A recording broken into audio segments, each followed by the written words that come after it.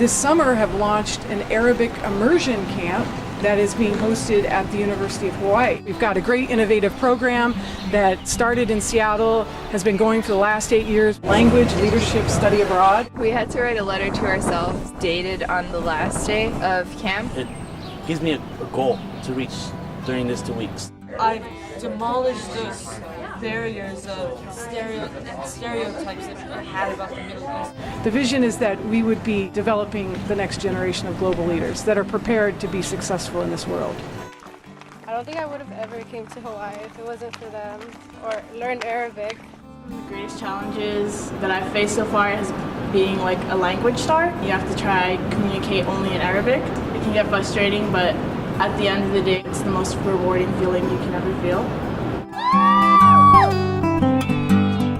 In leadership class, we kind of just do like self-discovery, learning how to interact with other people. One of the leadership workshops that we did yesterday was around the news that we get and getting them to really critically think, not just taking everything as fact. One thing we went over was triggers, which is like things people say that make us upset and how to like cope with it and how to like make it positive.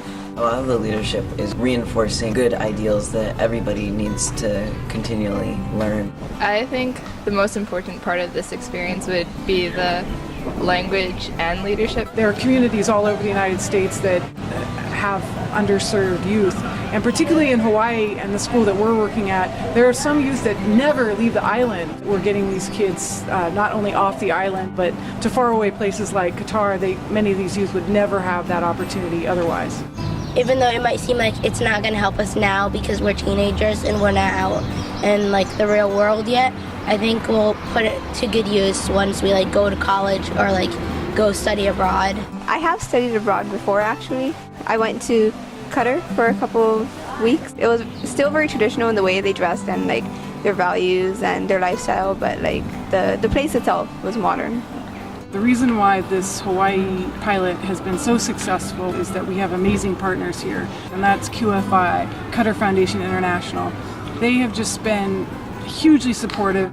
They help sponsor many OneWorld Now youth, particularly students here in Hawaii, to go to Doha, Qatar during spring break, and that was an amazing, life-changing opportunity, and we couldn't have done it without them, so we're really grateful to QFI.